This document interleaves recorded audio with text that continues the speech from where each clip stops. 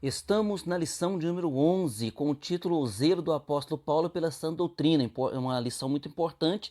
Para quê? Para que a gente possa estar sempre buscando zelar pela sã doutrina, ensinar a sã doutrina, viver a sã doutrina e tomarmos cuidado para não sermos enganados pelos ventos de heresias que sempre surgem, sempre vão surgir, né? Desde a época do apóstolo Paulo, às vezes muda-se o rótulo, mas o conteúdo é sempre o mesmo. O textual então diz: tem cuidado de ti mesmo, Paulo falando para Timóteo, em 1 Timóteo 4,16. Tem cuidado de ti mesmo e da doutrina, preserva, persevera nestas coisas, porque fazendo isto te salvarás tanto a ti mesmo como aos que te ouvem. Então, se nós perseverarmos nessa doutrina, além de nós sermos salvos, nós vamos também salvar aqueles que nos ouvem, aqueles que são guiados pelo nosso ensinamento. Verdade prática, a Igreja de Cristo é a única instituição divina na terra que preserva e defende a sã doutrina diante dos enganos e males das heresias. Quando eu falo a igreja, não estou me referindo não a denominações, nem a placa de igrejas, mas à igreja do Deus vivo, que é uma só na face da terra, e esta deve seguir os ensinamentos do nosso Senhor Jesus Cristo e perseverar na sã doutrina. A leitura bíblica em classe se encontra em 1 Timóteo capítulo 6, verso 3 ao 6, depois do verso 11, e também 2 Timóteo capítulo 3, do verso 14 ao 17. O objetivo geral dessa lição é asseverar o zelo pela sã doutrina. Então, zelar pela sã doutrina cabe a todos nós, né? Não somente ao pastor que ensina, mas a você também que aprende e estar observando que aquilo que está sendo ensinado você vai consultando na Bíblia, né? Vai estudando a Bíblia, vai lendo a Bíblia e se fortalecendo, viu? Vamos lá, introdução. Qual é o fim do mandamento? Então nós vamos ver isso aqui durante a lição, viu? Por que devemos zelar pela sã doutrina? É óbvio, né? A resposta, mas vamos ver aqui no decorrer da lição. Qual o ponto de equilíbrio da sã doutrina? Então, qual é o ponto de equilíbrio da sã doutrina? Porque tudo tem que ter equilíbrio, né? Porque senão nós podemos nos tornar um fariseu. O fariseu achava que ele era assim, o defensor da sã doutrina, né? Ele era assim, olha, quer ver uma ortodoxia? É o fariseu. E na verdade Jesus então olhou para eles e viu apenas o que? Uma carcaça, conteúdo mesmo não tinha. Vamos para a primeira parte aqui, ortodoxia versus heterodoxia. Então vamos lá, no item 1, dois termos técnicos importantes, né? Ortodoxia e também heterodoxia. São dois termos técnicos necessários à teologia e nós vamos aprender agora sobre cada um deles, né? E entender que quando nós defendemos a sã doutrina, nós então estamos sendo ortodoxos. Mas aí às vezes pode passar pela mente da pessoa: pastor, tem uma igreja perto da minha casa, o nome dela é assim, igreja tal, ortodoxa. Então, às vezes, nós vamos imaginar o quê? Que lá se defende, então, a sã doutrina, né?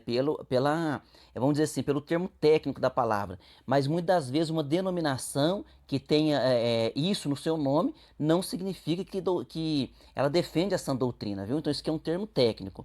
Então, muito cuidado para não confundir isso com nomes de placa de igreja. Vamos lá, no item 2 aqui, o conceito de ortodoxia. Na língua grega do Novo Testamento, a palavra tem o prefixo ortos e significa o que é direito, o que é reto, o que é certo. Então, ortodoxia é o que é direito, o que é certo, a sã doutrina. Então, alguém que lê os estudos do apóstolo Paulo procura entender da maneira correta, ele então está zelando pela sã doutrina. Há hoje estudiosos, teólogos, né, homens que estão se achando acima até mesmo do apóstolo Paulo. Não, Paulo escreveu, Paulo ensinou, mas eu não concordo. Quer dizer, como é que ele não vai concordar com algo que Paulo escreveu, né? Que está ali na Bíblia, que Paulo era um dos apóstolos ali, e o que mais tem escrito na Bíblia, mais tem, vamos dizer assim, defesas doutrinárias é o apóstolo Paulo. Então, olha a que ponto chegamos. Nós precisamos, então, defender a sã doutrina. Olha só aqui em 2 Timóteo, vamos confirmar aqui, ó, em 2 Timóteo, capítulo 1, versículo 13, dizendo assim, ó, conserva o modelo das sãs palavras que de mim tens ouvido. Então esse é o conselho para o jovem pastor Timóteo: conserva o modelo das sãs palavras que de mim tens ouvido, na fé e na caridade, ou seja, na fé e no amor que há em Cristo Jesus. Então esse é o conselho do apóstolo Paulo para o jovem pastor Timóteo. No item 3 aqui, conceito de heterodoxia. Então vamos ver. Então a palavra hétero significa diverso. Então, enquanto ortos aqui é o que é certo, é o que é correto, aí nós vamos ver então hétero significa o que? Diverso. Então são doutrinas diferentes, doutrinas diversas. Então é uma opinião diferente, é uma opinião é, é uma opinião daquela própria pessoa ou de uma determinada instituição, mas que ela está discordando da sã doutrina, está discordando de uma norma, de um dogma já estabelecido. Então, por exemplo, o apóstolo Paulo escreveu, já está lá na Bíblia, na palavra de Deus, nós queremos assim, mas tem pessoas que dizem, não, isso era da época de Paulo, Paulo pensou assim, então eu estou discordando. Então, há pessoas que discordam de Paulo. Então, para você ver. Agora, Paulo lá, em 1 Timóteo 4:1, olha só a instrução que Paulo traz aqui em 1 Timóteo 4:1. Ele diz assim, ó, mas o Espírito expressamente diz, aqui com letra maiúscula Espírito, quer dizer Espírito Santo, mas o Espírito expressamente diz que nos últimos tempos, que é os tempos que nós estamos vivendo hoje, apostatarão alguns da fé. O que é o apostato? O apostato é aquele que, não é o que desvia, viu? Apostato é aquele que já esteve na igreja, defendeu a doutrina, depois ele se torna contra aquela doutrina, ele começa a pregar contra aquela doutrina. Então, ó, apostatarão alguns da fé, dando ouvidos a espírito com letra minúscula, que são demônios, a espíritos enganadores e a doutrinas de demônios. Então, espírito aqui com letra minúscula significa a pessoas enganadoras, depois ele conclui, né? E há doutrinas de demônios. Então, nós sabemos que quando nós estamos lidando com coisas espirituais, tem apenas três fontes. Quais são essas fontes? Uma fonte que é divina, que vem de Deus, a outra fonte que é humana, que vem do ser humano mesmo, que é o modo dele pensar, dele falar e dele agir, e a outra fonte é a maligna. Por isso nós temos que discernir, né? Ter discernimento, pedir essa graça ao nosso Deus. Vamos para a parte 2 da lição, a ameaça de corrupção doutrinária. No item 1, a advertência do apóstolo. Então, em 1 Timóteo, Paulo adverte acerca de alguns que não ensinam, alguns que não ensinem outra doutrina. Então, ele está advertindo, olha, não é para vocês ensinarem outra doutrina. Então, vamos lá, ó. Aqui ele está falando isso em 1 Timóteo, no capítulo 1 e o versículo 3. Qual é essa advertência dele, então? Nessa advertência de Paulo, tem um objetivo muito claro.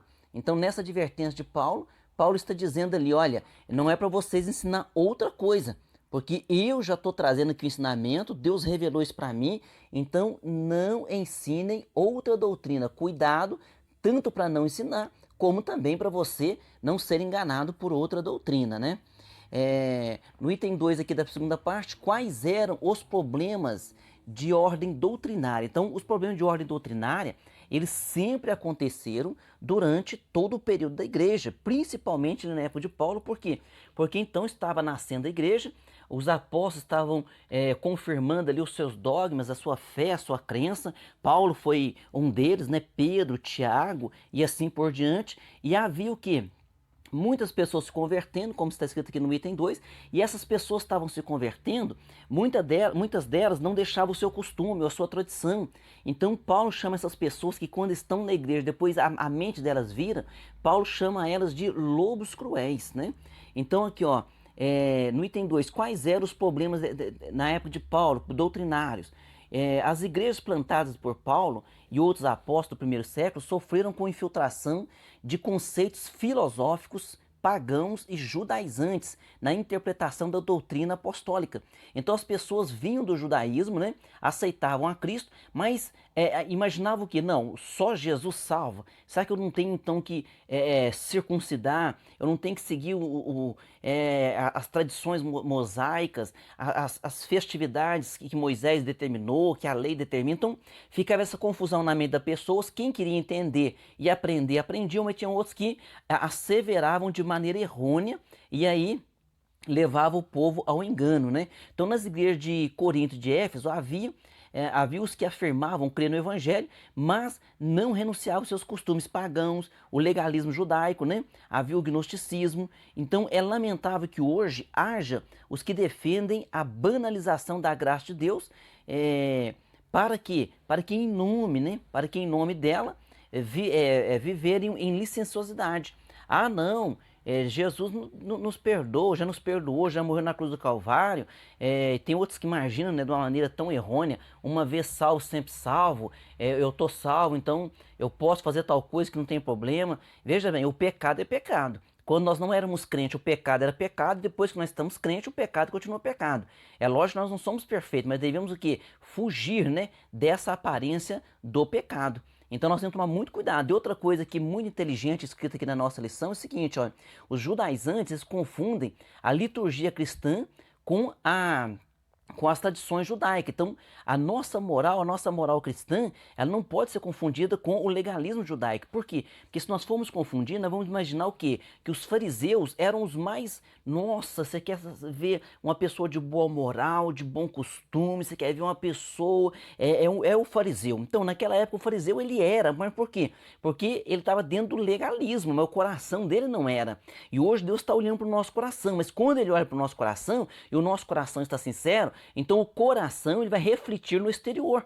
Então não adianta eu falar que sou de Deus, que amo a Deus, mas as minhas ações não mostrarem isso. No item 3 aqui, fábulas e genealogias intermináveis. Então é outro problema na época de Paulo lá. No tempo de Paulo havia os mestres falsos que propagavam fábulas e lendas que fábulas e lendas da vida judaica como culto aos anjos. Então, olha só, aqui está bem claro, olha só a preocupação do apóstolo Paulo, Colossenses 2,18, ele está dizendo: ninguém vos domine ao seu bel prazer. Quer dizer, a pessoa está te dominando, te enganando, e o pretexto dela é o quê? É humildade. Olha, nós temos que ser humilde. E nós temos o quê? Ah, então nós faremos culto aos anjos. Então tá aqui, ó. Ninguém te domine ao seu bel prazer com pretexto de humildade e culto aos anjos, metendo-se em coisas que não viu, estando debalde inchado na sua carnal compreensão. Ou seja, ele quer ensinar, ele quer dizer que sabe, mas está trazendo risco para a igreja. Aí ele continua aqui, ó, além de não possuírem conteúdo concreto, eles torciam o sentido da verdade apostólica. O apóstolo advertiu a igreja quanto a essas coisas, refutou com veemência. Olha aqui, 1 Timóteo, no capítulo 1 Timóteo aqui no capítulo 1 e o versículo 3 e 4. Como te roguei, Paulo falando para Timóteo, né? Quando partir da Macedônia, que ficasses em Éfeso, para advertires a alguns que não ensinem outra doutrina. Então, olha, adverte eles lá, não ensinem outra doutrina, nem se deem a fábulas ou a genealogias intermináveis, que mais produzem questões do que edificam, do que edificação de Deus, que consiste na fé. Assim o faço agora. Então Paulo já estava orientando este jovem Timóteo, olha, cuidado, porque lá tem os judaizantes, eles querem ficar atrás disso, atrás de questões, atrás de fábulas. Por exemplo, os judeus tinham alguns costumes, algumas tradições, alguns pensamentos que não se sustentam na Bíblia. Por exemplo, quando Jesus andava sobre o mar para socorrer eles ali naquela tempestade, o que eles disseram? Ah, é um fantasma. Quer dizer, existe fantasma? Não. Existe, é claro, aparições malignas, mas não fantasma. Então, você vê ali que tem algumas coisas que não procedem. Quando Pedro é solto da cadeia porque eles estão orando, Pedro bate naquela porta, uma menina vai atender, ouve a voz, fica alegre, não abre, mas ouve a voz, fica alegre e diz: é Pedro. Alguém diz o quê? Ah, é o anjo dele. Quer dizer, então eles criam o quê? Que cada um tem um anjo particular. E isso não sustenta na Bíblia também, viu? Às vezes alguns ficam até assustados, né? Ah, pastor, achei que eu tinha um anjo da guarda. Não, você não tem um anjo. Você não tem anjo, mas você serve ao Deus que dá ordem aos anjos. Então, nosso Jesus dá ordem aos anjos para nos guardar. Amém? Parte 3 da lição: a igreja como guardiã da sã doutrina. Então, isso aqui é papel da igreja. Ó, no item 1, a igreja é coluna, firmeza da verdade. Vamos ver aqui o apóstolo Paulo, aqui em 1 Timóteo 3 e 15. 1 Timóteo 3 e 15, o apóstolo Paulo então vai trazer essa grande verdade, dizendo assim, ó: mas se tardar, ele conversando, né, mandando a carta ao jovem Timóteo, o importante é essa parte aqui que está dizendo assim, ó: para que saibais como convém andar na casa de Deus. Então ele está orientando Timóteo e orientando os irmãos ali para que eles saibam andar na casa de Deus. Aí ele vai complementar, dizendo assim, ó, que é a igreja do Deus vivo. Então a casa de Deus é a igreja do Deus vivo, vírgula, a coluna e firmeza da verdade. Então a igreja é a coluna e a firmeza da verdade, desde que essa igreja, né, seja uma igreja que vela pela ortodoxia, pela sã doutrina, viu? No item 2 aqui, o objetivo do zelo pela sã doutrina. Qual seria o objetivo de zelar pela sã doutrina? Preservar o amor de um coração puro, de uma fé não fingida. Então, Paulo deixou isso aí claro, viu? A finalidade da defesa da doutrina é o amor, como prática sincera da fé em Cristo. Então, nós vamos no item 3 aqui da última parte da lição. Então, está dizendo aqui, ó, a primazia do amor. Então, Paulo deixa bem claro, né? Nós fizemos a pergunta lá no início, dizendo qual é o fim do mandamento. Qual é o fim do mandamento? Qual o objetivo do mandamento? Olha só. Então, Paulo deixa bem claro aqui em 1 Timóteo, no capítulo 1, versículo 5, dizendo: ora, o fim do mandamento é o amor, é a caridade, de um coração puro e de uma boa consciência e de uma fé não fingida. Então, é o amor que traz esse equilíbrio. É o amor, viu? Que nem nós olhamos nas lições anteriores, né? Reforçando aqui que em todas as cartas do apóstolo Paulo, ele sempre fala do amor, porque ele diz, né?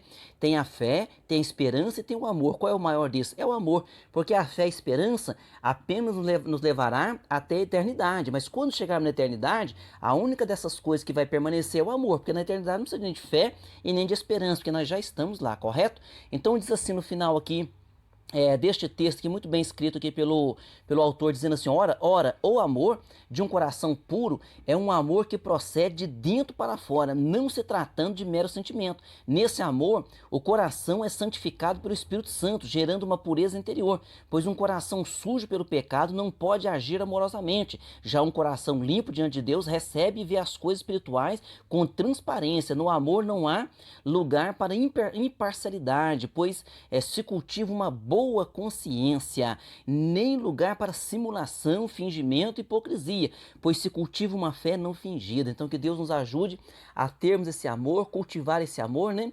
E andarmos em uma fé não fingida, que Deus nos fortaleça cada dia mais.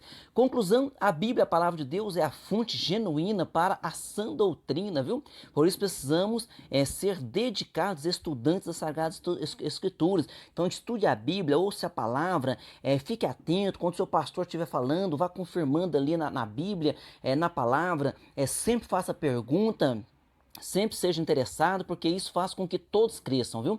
Vamos para as nossas perguntas. Pergunta número 1, qual é o conceito de ortodoxia? Diz respeito o quê?